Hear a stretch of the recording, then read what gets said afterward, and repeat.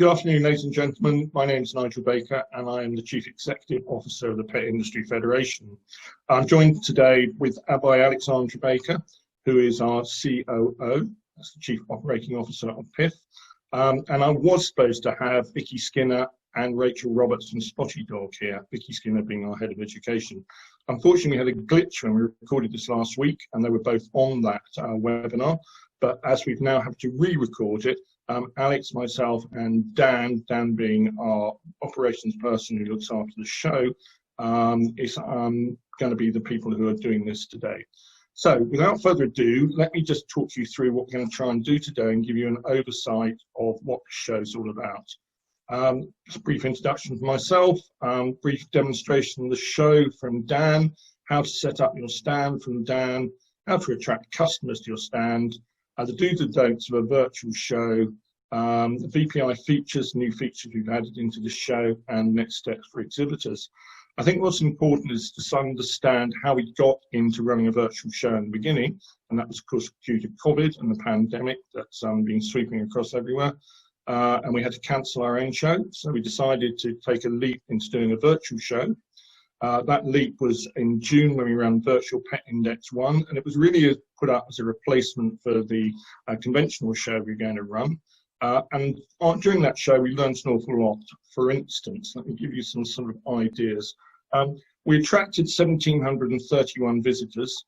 We had 61 trade stands. The unique booth visits, that's people who went to separately to every single booth, was 17,417. Document views 4692, and that's people viewing documents on people's stands. Video views 1087. We held 29 webinars during the days that the show was on, and the webinar views 2824. What was amazing was that we set this up as a UK show, and yet obviously being on the internet, we had visitors from the UK, USA, Canada, South America, Europe, Asia, India, and Australia. So what started out as a UK show ended up being somewhat of a global show. So we rethought the way we pitched the VPI in October just to make it have more of a global reach from the get-go and from day one. And from that view, we've reached out to some of the other European and foreign trade associations to join us with their own pavilion. We yet to see whether that will happen or not. And we've done some other things to the show, which Alex will tell you a little bit about. The great virtue of being a virtual show is obviously the information we pick up, and we can tell you quite a lot about the visitors who came to the show. For example, if you take the top left-hand graph, 43% of people were retailers or wholesalers, 32% were pet services, etc. And you can see the different colours from each graph. Job titles, we attracted 48% of owners and others into the event. And again, I think the numbers speak for themselves. Product interest, of course, you'd expect pet food to be the major one. That's what most people sell the most of. So pet food was clearly the outstanding area where people flagged what they were interested in.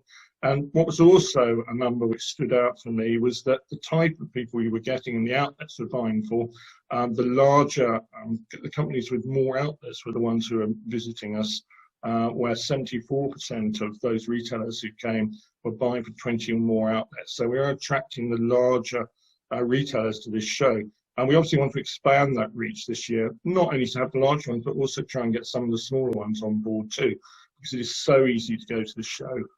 You literally just got to sit at home with a computer, laptop or mobile and you're on. You don't even have to download anything. And that gives you access to all the webinars and also all the trade stands. So let me give you an idea of what sort of information you would get. This is the information which we downloaded for our education stands. I'm quite happy to share this with you. So this stand had 386 total visits, but unique visits were 257. You can look at what sort of details we can get, and those type of details we get is driven by job titles, interests, etc. But if I can show you that in detail, this is the type of access to information we'll give you at the end of it. So everybody who comes to your stand, and that's regardless of whether you talk to them or not, we know that they visited your stand, and we track all of those people who are at the show and what they're doing at any one time. So we provide you with at the end a full breakdown of everybody who went to the show. So for instance, first name, last name, title, business name and address, phone number, website, product interest, company sector, their email, their job title. And this is a full printout of what actually happened on your trade stand. Now, we think that's quite unique information because at a normal show, you would never expect to get this information. So if somebody came to your trade stand and just picked up a leaflet, you wouldn't know where they were from, you wouldn't know anything about them apart from the fact they went away with one of your leaflets. A virtual trade show allows us to actually find out who they were and what they picked up. So we can track that they came to your stand, they picked up a product leaflet on one of your products, and we can give that information back to you. And indeed, at the end of the show, we share all of this information with you. So this makes a virtual show very, very different from a conventional show. We don't aim to be a conventional show. It's a very different experience. And all the way through this, we'll try and just sort of highlight why this show is so different. So without further ado, I'm going to hand this over to Dan Everett now, who's our person who looks after all of the show and the operations of the show. And he's going to talk to you about his VPI platform and setting up your stand. Thank you, Dan. Good afternoon, my name's Dan. I'm the event coordinator for the Pet Industry Federation. Thank you for coming along this afternoon.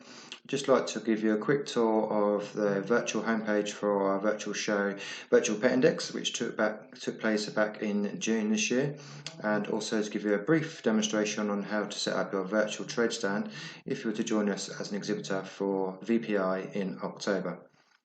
As you can see on the screen at the moment, this was our landing page for Virtual Petindex.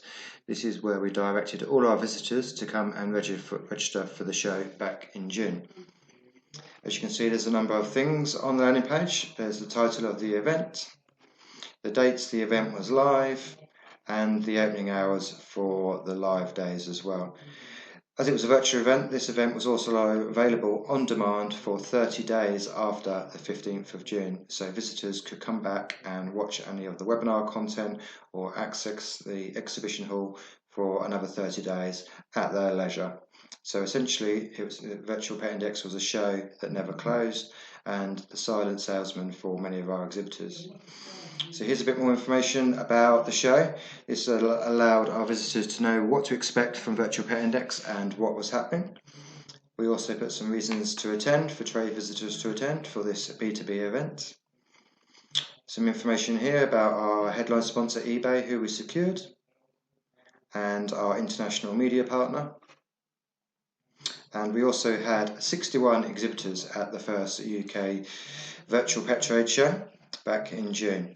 What we did with all the exhibitors, we gave them a position on the landing page, and we also included a direct click through to their website, like this, which was as part of the standard package for exhibiting with us.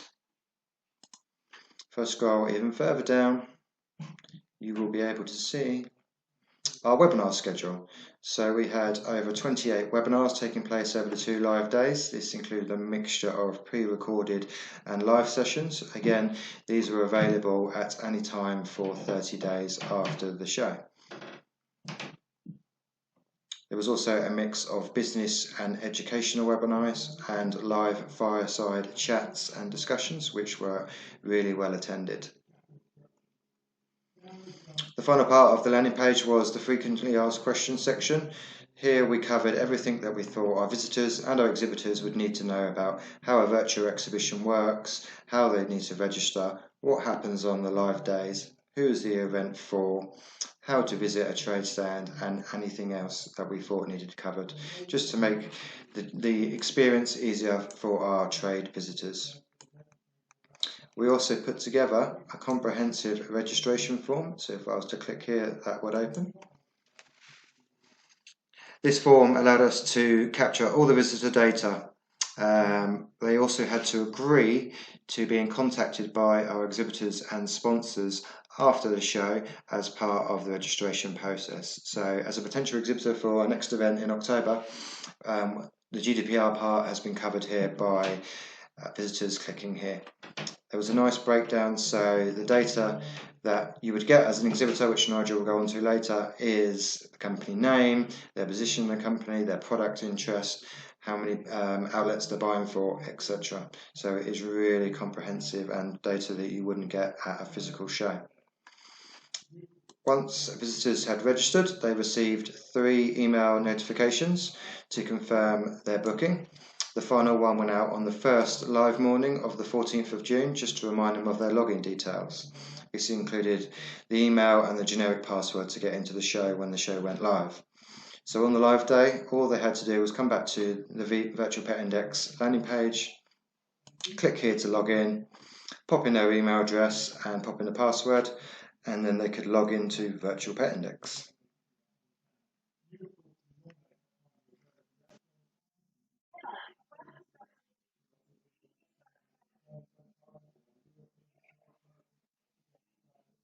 So once they'd logged in, as you just saw there, we had a welcome video pop out from our membership manager, Gemma Martin, and this explained what was happening at Virtual Petindex over the 2 live days and everything that they could do throughout their visit.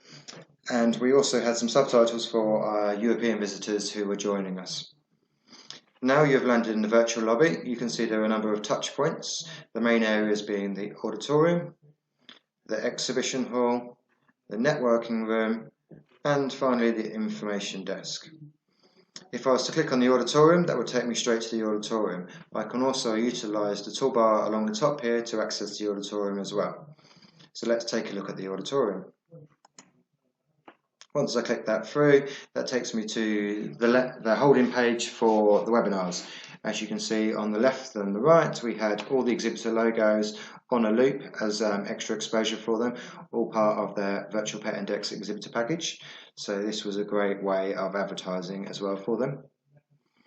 If I wanted to go into webinar, I would just click the screen here and it would take me into the webinar room. As the show is now closed, this is slightly different to how it looks on the live days, but you can see the dates the show is on and the content available on those days.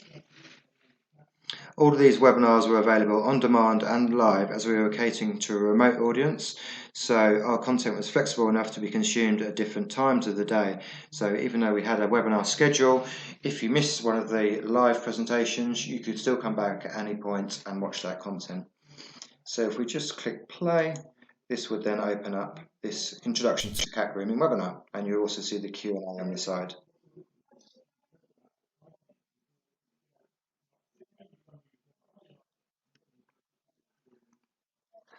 We'll now go back to the lobby.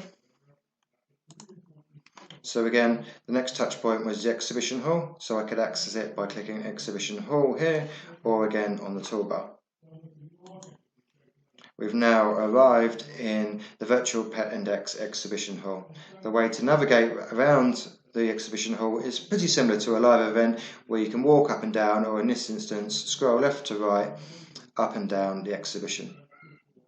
You can do this fast or you can do it slow. So you can see all of the exhibitors who are exhibiting at Virtual Petindex. Another way of finding an exhibitor, if you were specifically looking for someone in particular, you could use the exhibitor index here, which was in alphabetical order, so A to Z. Or, as you can see here, we have the Puriform stand and we have a Nature's Menu logo in front of their stand. So this showed that placement wasn't a very important thing with a virtual show. You could be anywhere in the exhibition hall and visitors can still find your trade stand and view your information. Another way of doing this is if we scroll along and we stop on a stand, we've now landed on the Milbury stand. So as you can see, they've populated their images on here to bring to life one of our templates for the virtual show. You can also include a URL, external URL, if you wanted to redirect a visitor somewhere else to one of your products. So if I click here on the left, that has taken me to the Milbury products page on their website. Again, if I click the one on the right,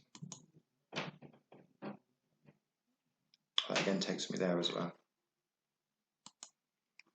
With the stands, you also get your own customizable toolbar where you can pop in further information about your products, or you can put social media handles on there, whatever you want to do. You can have a place an order button, a leave a message button, book a meeting slot button, drop a business card.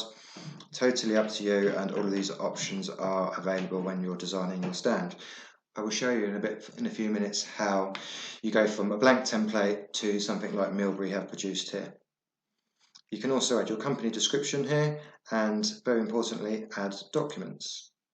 These guys only added 2 documents here, but the way it works is if you upload a PDF, and if I click here view, as a visitor, I should be able to view that PDF.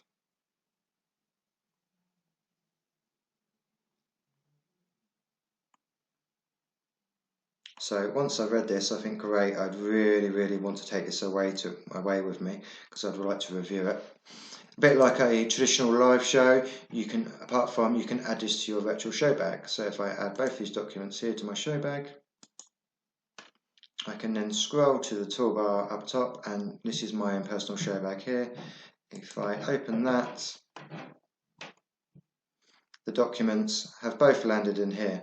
So I want to take these away with me, so I will highlight them like that and press email, pop my email in, and then I can email them to myself so I don't lose that information.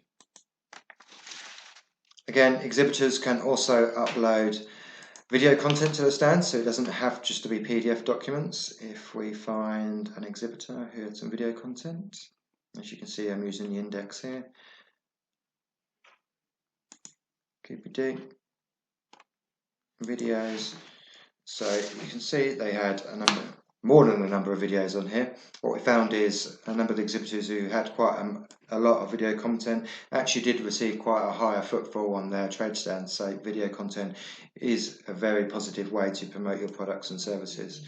So again, if I wanted to view QPD's video, I would just click view, and that video opens up.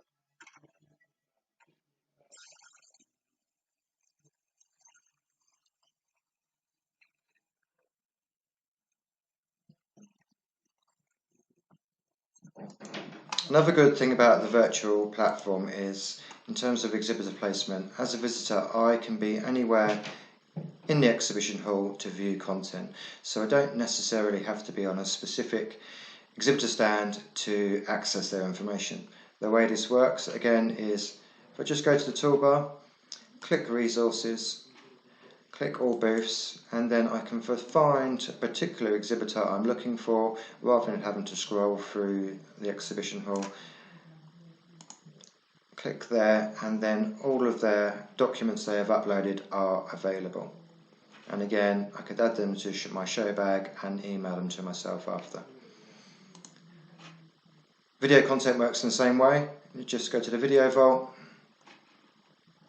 I can search for the exhibitor, and I can view their videos. And again, if I wanted to, I could add the links to my show bag as well.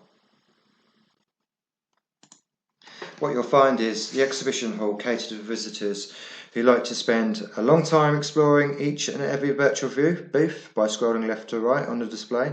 But we also accelerated the journey for visitors who had a shorter amount of time by providing quick links on this navigation toolbar and on the index, and by the free advertisements railing along the bottom of the screen, which you can see. So I'll just stop at one and show you how this works. Kong, for example, again, it's Zealandia stand, but I want to visit the Kong stand, and it takes me straight there. So it's just reinforcing that message that placement in the exhibition hall wasn't fundamental of importance. The way the placement did work was, as exhibitors signed up and submitted all of their information and confirmed booths by the deadlines that we set, this is how their placement ended up in the exhibition hall.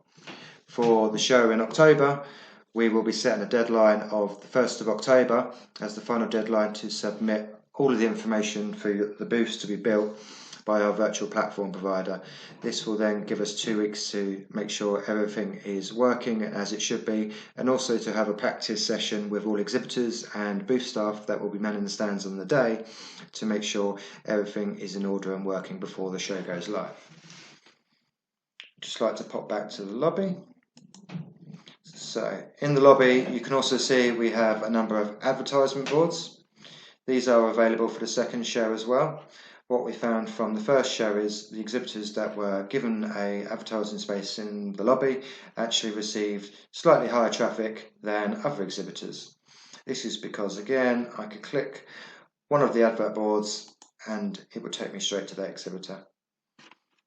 The really great thing about this is pre-show, you could communicate this to your database or your current clients that if they wanted to meet you at Virtual Petindex in October, as soon as they enter the lobby, just tell them to have a look out for your advert, click that advert board, and it will take you straight to the trade stand. So that would save them having to find you in the exhibition hall. Another area is the information desk. This was manned for the duration of the live days of the show, so if there was any technical issues by any of our exhibitors, or if we had visitors who didn't understand how to use the platform, they could come here, and this was fully manned by our technical support team and the Pet Industry customer service team, so we could answer all questions promptly to improve the visitor and exhibitor experience. We also up here on the right hand side had chat instructions, so this was a few more details about how to chat to other visitors and booth staff during the live days. Just going to go back to the lobby again.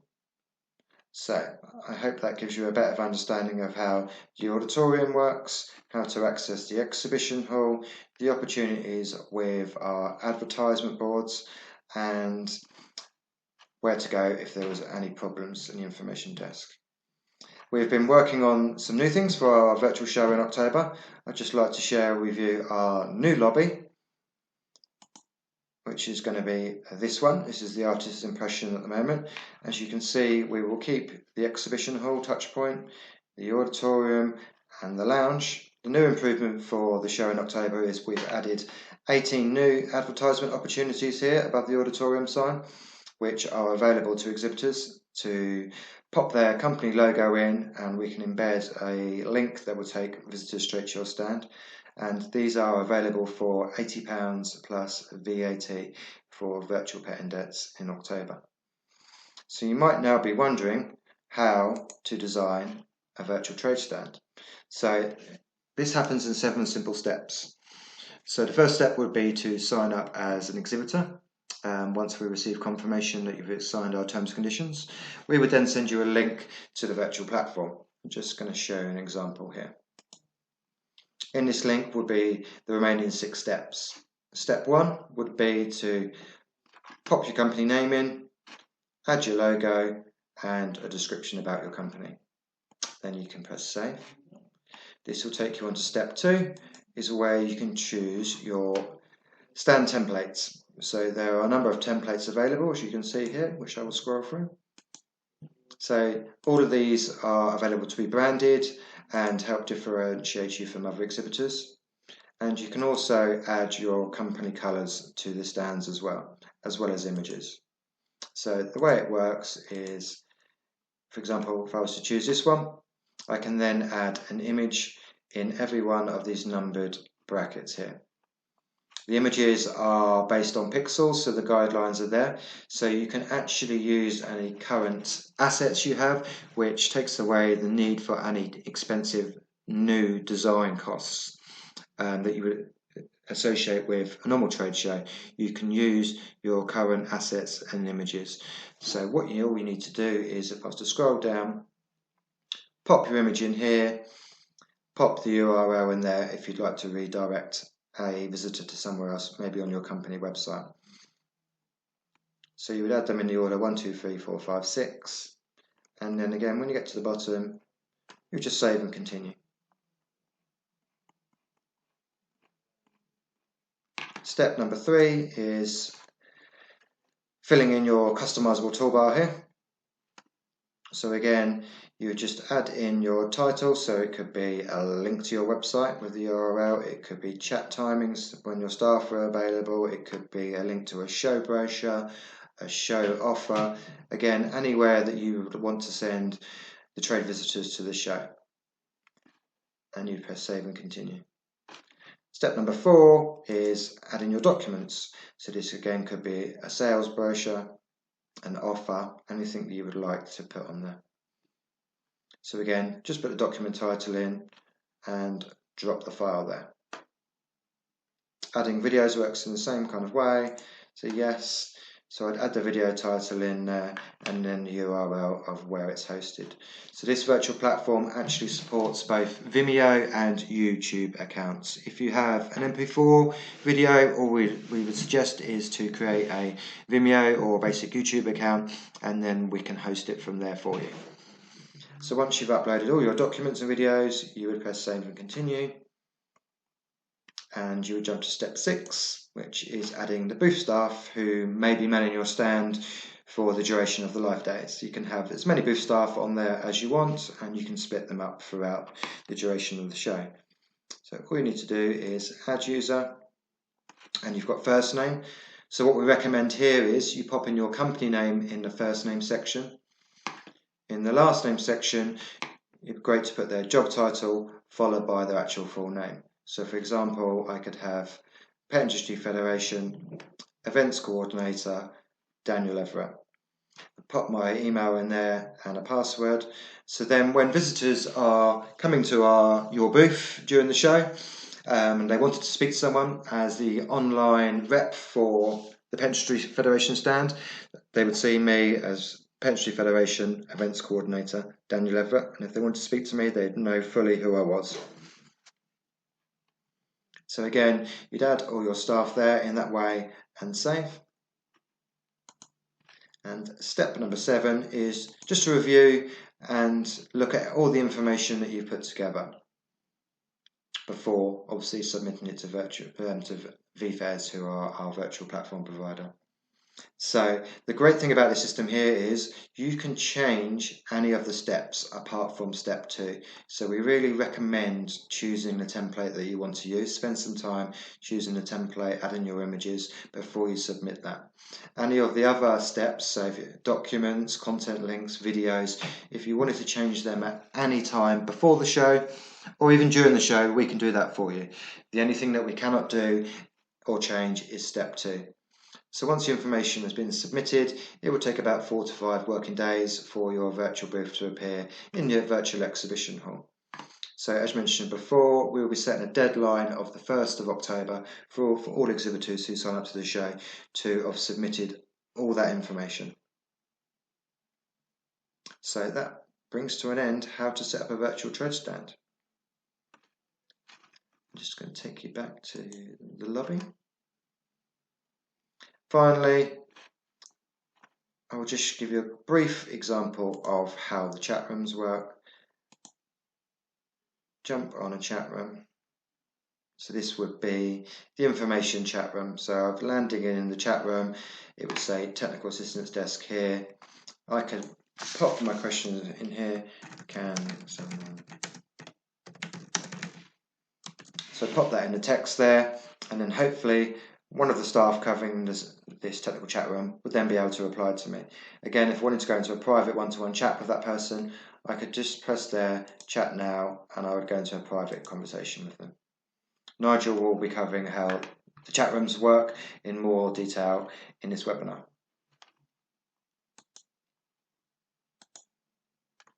So I hope that gives you a bit of a further insight into how Virtual Petindex worked in June and our plans for Virtual Petindex in October.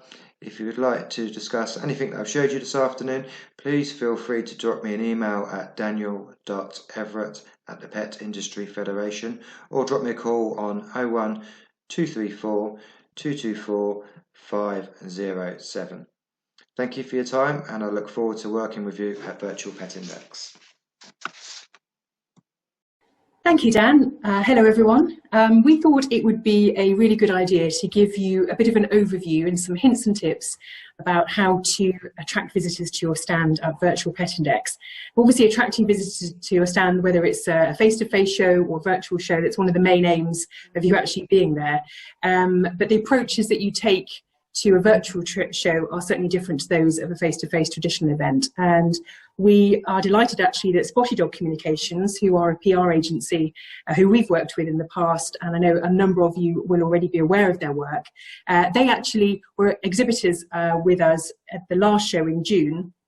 And they used it as an opportunity to work out how those approaches would actually work best for them as an exhibitor. They've put together a short explainer video and some fantastic hints and tips, and it's probably far easier if they explain a little bit about how, you know, the approaches that you need to take as an exhibitor. Just before we move on to the video though, it's worth just seeing some of the range of companies that Spotty Dog are working with currently and have worked with. So they're quite well known within the industry, so they're really well placed. They've got this unique position as being, you know, within our industry, but also having exhibited at Virtual Petindex. So I think the video is coming on next, hopefully.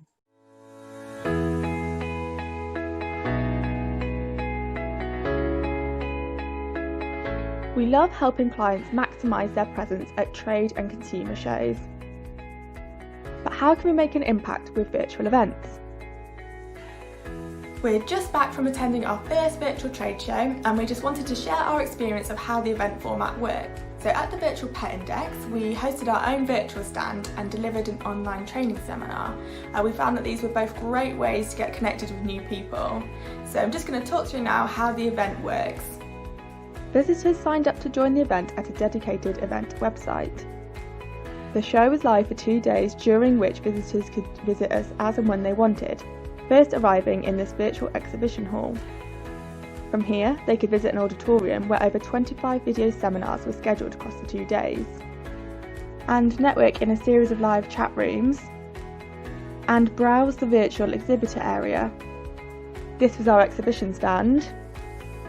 On our virtual stand, we featured videos, info about Spotty Dog, and ran our Take the Lead challenge, which we specifically created for this event. People visiting our stand could live chat with us, and we also appeared in the auditorium, delivering our Telling Your Brand Story through video seminar. Outside of the event, we are also active on social media. We had a really positive experience and would recommend the virtual show format to any of our clients. To make sure you get the most out of the experience, we've got 5 top tips. Tip 1. Create a reason to visit your virtual stand so visitors will feel they're getting something unique from attending the event.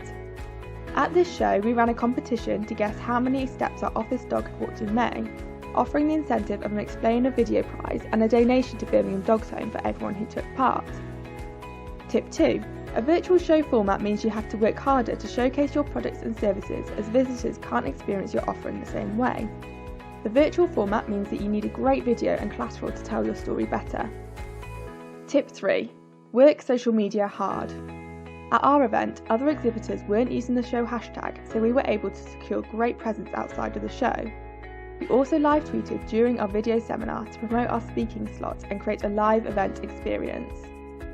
Tip 4. Ensure you rota team members to man the stand. A virtual event can be very intense, as chats can happen at any time. Plus, you need to keep an eye and react to social media conversations. And tip 5. Have a follow-up plan.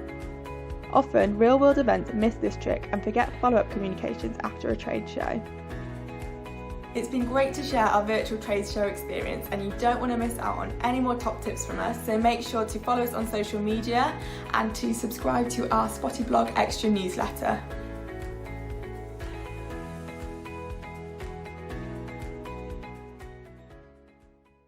The sort of things that you need to bear in mind. So obviously you need to create a reason for people to visit your stand, and you need to get that promoted long before the event. So for example, by running, as you would at a normal trade show, by running show discounts and things like that, you need to work your social media feeds quite hard to let people know, let your customers know that there's a reason for them to come and visit your stand at Virtual Petindex. And you know, if you're just running an offer on the 2 live days, then you've really got a window to kind of grab people's attention.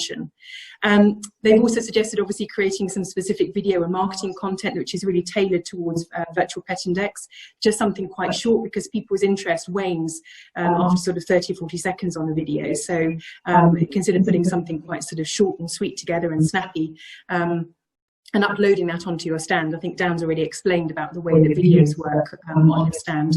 And again, just to reiterate about using social media, using your platforms, and not just relying on the show itself, but actually getting that going before the event and also during the event to actually drive people to your stand. Make sure you've got people to actually man the stand, in inverted commas. Obviously, you know, they're manning it virtually, but you can maybe put some sort of times in of when people are going to be there, so that you've got the right people on at the right times to chat to people. And then obviously following up, you know, as Nigel's already explained, you get a fantastic amount of data from exhibiting at Virtual Petindex, and you really need to make the most of that. And so use every channel that you have at your disposal to follow up on a lot of the conversations you might have had, or the visits that you will have had to your stand that you might not be aware of at the time, but which you'll certainly see on all of the show data once the show's actually concluded. I think on the next stand up, and this is another thing. So your stand, we actually, as the Pet Industry Federation, put together some marketing assets for you. So when you're running your social media campaigns ahead of the event, it's really easy to slot some of these in onto your LinkedIn posts or your Facebook posts. There's an email one down as well. So we'll continue to produce these. These will be available on the exhibitor portal, which you'll have once you become an exhibitor at VPI. And we'll do some more of these as we go along. So I'll just put Spotted Dog's details up because they were very helpful and very generous in allowing us to use their video and their hints and tips. But I think now we're moving on to Nigel Baker again to talk about the do's and don'ts of a virtual show. Okay, so let's have a look at the virtual show. VPI has 2 live days on October the 11th and 12th. That isn't to say that it goes on after that, because we have a further 14 days. But just for the moment, let's just look at the 2 live days. During these days, visitors can visit the show to view the webinars and look around the trade stands. Visitors can chat to trade stands, and I'll talk a little bit more about this later.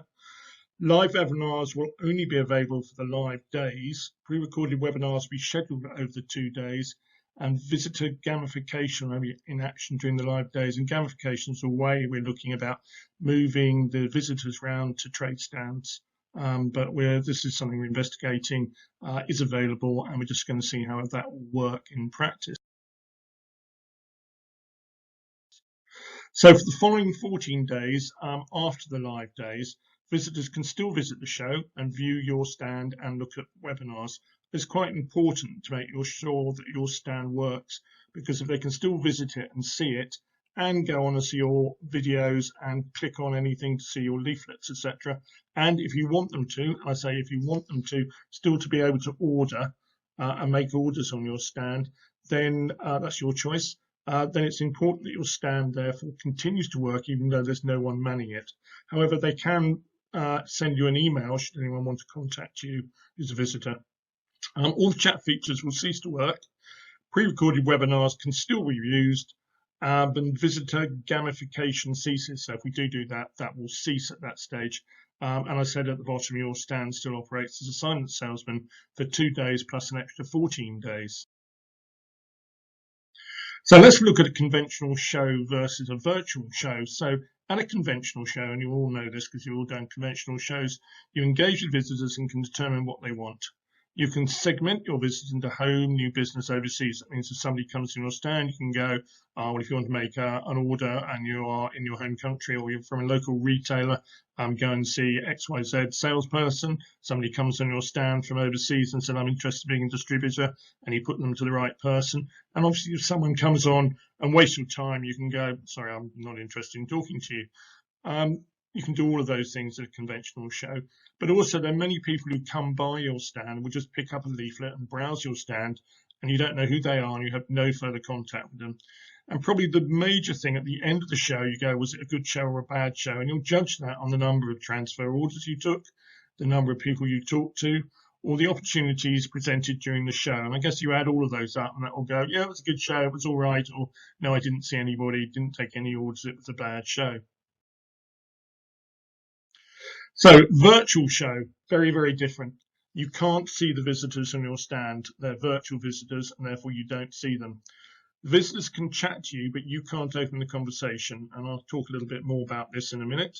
Visitors can silently collect leaflets, watch your videos, and place orders without you seeing them.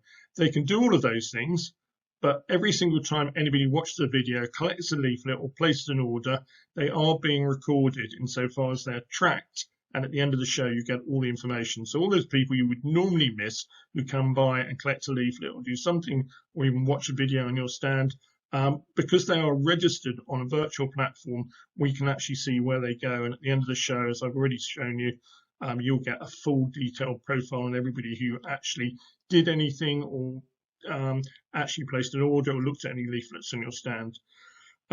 Your trade stand, therefore, needs to work in a totally different way. And I've already said you'll receive full details and profile of every visitor.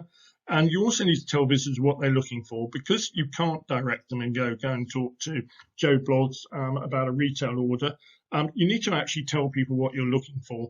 And it's quite useful, I think, on the entrance or on one of the toolbars you have on there. I'm looking for distribution in Europe. I'm looking for a distributor in America. I want greater retail distribution in the UK. But that way you'll get the visitors you want and not the visitors you don't want. Because otherwise I'm going to give you a list at the end of this show and you're going to go, well, actually, that's no use to me. And because they weren't the people I wanted to talk to. So if you're not telling visitors who you want to talk to, you could get everybody there who's just going to graze your stand. And finally, the contents of what you put in your stand is important. And therefore, that's really straightforward. You need to make sure your graphics are crisp and clear. And you need to make sure your toolbar actually has things on it that people can click on, the things that you really want them to see. Let's look at design.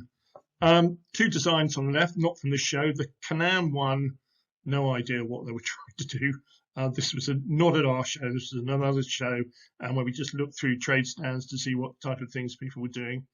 And the one on the left, the bottom one below that, again, lots of machinery. Who's the company? What do they want to do? What customers they are trying to attract? No idea. It just gave me no feeling at all about, do I want to go on their stand? Go to the right, look at the Seabridge stand. Brilliant. Shows very clearly what the products are, what the show offers are, what their price book is. You can click on that, and the offer book. And the one below, like that, because that's got a whole thing on that about generating business in private label as well as their own brands. So very clear on their own brands and also clear on private label too. So you must decide really what type of stand you want, who you want to attract to it, and your graphics, what do they want to be about. And it may well be you decide you have two stands, one's about private label and one's about your brands. Your choice, but bear in mind the cost of the stands is not expensive. It's not like doing a normal trade show. And of course, there's no additional cost. You've got no hotels, no travel, no people rigging your stand, etc. And of course, your bar bill will be a lot less too. However, let's now look at chat. And I talked about chat quite a lot because chat's quite an important function in this. Okay, there are a number of different functions on here. One on the top right-hand side and the big yellow one at the top says chat instructions. Dan has put on here instructions so that if you forget what I've said and you're there on your trade stand, want to know how chat works or explain it to any of your salespeople, you can do that easily because there's the instructions.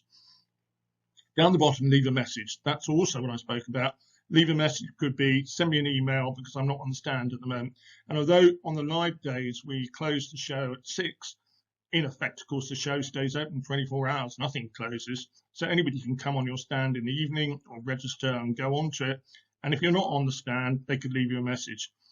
The chat feature at the bottom is the most important feature because there's a number of different ways you can work on doing this. And let me show you about that now. Okay, so this is how chat works on the live days. And if you just follow this through. So a visitor coming to your stand can push the chat button on it and open up a public chat. And I underline the word public because everybody can see what they're saying. Anybody who is in your public chat room, and anybody can click on that, can see that conversation. And likewise, you can start a conversation going, hello, is anybody there? And if anybody's on your stand, they could respond to you. But bear in mind, they don't have to. They can still visit your stand, do everything in your stand without actually talking. So person comes into your stand and says, I'd like to talk to Joe Blogs, who's the Southern salesperson. And the Southern salesperson happens to be there during 12 and 2 o'clock. So you can either say, yeah, he's here now, or come back at 12 o'clock when they'll be on the stand. But if they open up that public chat, it may well be that the salesperson doesn't want to have a public chat and wants to have a private one. So in which case the visitor can push private chat and can open up a private chat with the nominated salesperson on the stand, their nominated person they want to talk to, and have a private chat, and that can be either through text or video. So follow the red line on that, and you'll see it goes through private chat and text or video chat. Simultaneously, when the live days are over, bear in mind, and I've said this earlier, that you can have emails on your toolbar and send me a message, and anybody who visits your stand can send you a message and go, please can I talk at so-and-so, or will you ring me if it's not on the live days? Because bear in mind, this show goes on for 14 days once the live days are finished. So in summary, keep your trade stand easy and simple because it keeps on selling even when you're not present. Don't judge the event by the number of chats you have. Look at the customer engagement at the end of the show. And at the last show, some people said, oh, it's very quiet, didn't talk to very many people. And when we sent them through the visitor profiles, it showed they'd had between 250 and 450 people on their stand. And they said that's more people than we ever see at a conventional show. So they've come back again to engage again on this time. Don't clutter up your graphics, keep them crisp and clean. Tell the audience what you're looking for. And we've said that. I think it's important that you go, it may be something you just want to highlight. I'm looking for a distributor in, I don't know, Czechoslovakia or Germany or whatever else like that. But it's really important that you highlight what type of people you're looking for. Use show promotions to engage the audience, but make them visible to visitors. So in other words, if you are going to do show promotions, go click here to see our show promotions on your stand, etc. And don't clutter your toolbar with all your social media feeds. I think last time, and we were all guilty, including us who had a trace down there, of doing that. Everybody knows you're on Facebook. You should know you're on Facebook or have a web feed. That's fine. But you don't need to put the Instagram address on there and all the other things on there. Just keep it simple. Keep the information that you, if you were visiting your stand, would want to see. Don't just fill it up with information for the sake of filling it up. And use the event assets that Alex spoke about and your own social media to bring traffic to your stand and the show. That's really important. We can do so much. We are a not-for-profit company. We've deliberately kept the show stands at the most reasonable price we can get it to, and therefore we don't spend masses of money on marketing. We rely on social media as well. So the more we can all do on social media, then the greater the number of visitors will be to the stand. And at the end of the day, that will really make the difference between a lot of visitors or a few visitors. But we need you, and actually Rachel and Spotty Dog said this earlier, make social media work. Our hashtag is #VPI. Make sure you use it. Alex, over to you for further features on VPI.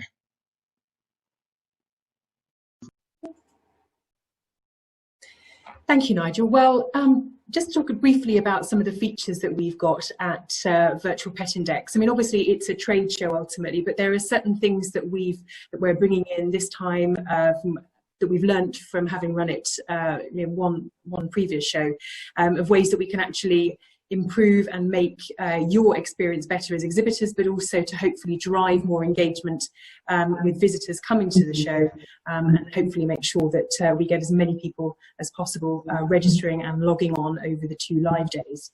So just to run briefly through some of the new features that we've got.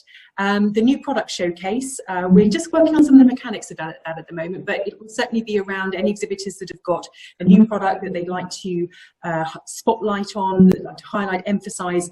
We're going to run something which will enable you to do that. And as I said, once you sign up to exhibit with us, then we'll be able to pass on some details about how exactly that's going to work. Groom Fair, we know that the grooming industry in this country is very active and very engaged. We've got quite a few of them in PIF membership, and we want to create something which is a little bit dedicated for them as well. So that will be probably a small hall which will have a number of grooming or wholesalers, manufacturers which are dedicated specifically towards the grooming industry. And we're going to call that Groom Fair, and we'll put a little bit of sort of separate PR around it to again really drive some interest to that particular feature of the show. One of the areas that we're going to improve this time around is actually going to be the lobby. The lobby is, as Dan explained earlier on, is the first bit that you see when you log onto the platform. We're going to try and make it have a slightly better layout. We're going to create more advertising opportunities. Those advertising opportunities, if you choose to take any of them, we'll charge a small amount for exhibitors to sort of be able to put their logo in them. But that will create a fast-track link straight to your stand. So it will be very easy to navigate from the new look lobby. We're also, on the next bullet point, we're going to limit the number of stands that we have in each hall. One of the things that we found, some of the feedback that we got from the event in June, was that we had a lot of stands in one hall. We had all 61. And obviously you've got to scroll through a number of different stands before you can actually find either yourself or a particular company that you're interested in seeing. So we're going to have more halls and fewer exhibitors in each hall, and that means that those exhibitors in every hall will have greater exposure, and that visitors hopefully will be able to find them a lot more easily when they're exhibiting. I put webinars on there as well. Webinars, they're not a new feature for this show. We ran them successfully at the last event as well.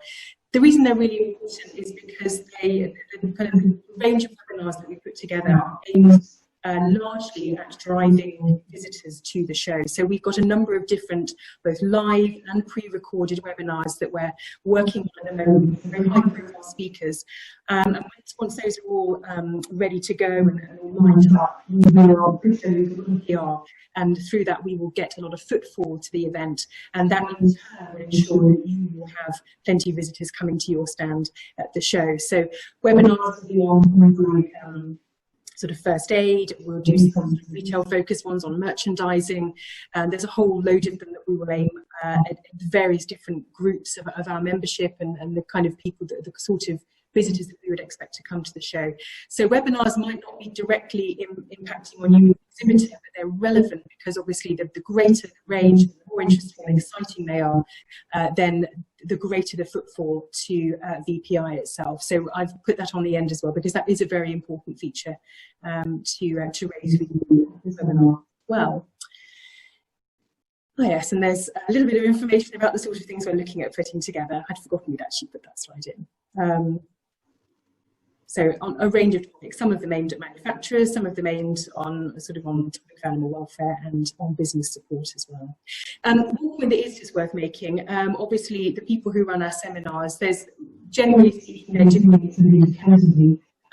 If you want to run videos that promote your own products, then as Dan explained, there's plenty of opportunity to run that through your stands. So the main webinar schedule will largely be sort of independent and hopefully, as I said, an interesting range for our visitors as well.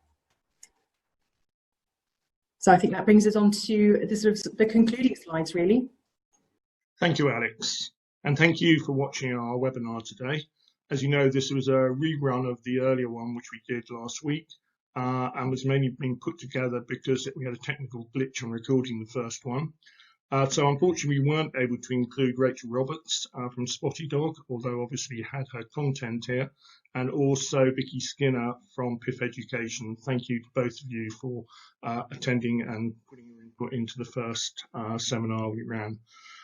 So, early bird rate. The early bird rate is there to give you a £100 discount should you book before the 28th of August. Our normal rate is for a trade stand is £650. There are no different sizes. It's one rate fits all. So £650 plus VAT price for a trade stand. Book before the 28th of August and you get a £100 discount. And if you're a PIF member, then you get a further discount off of that as well.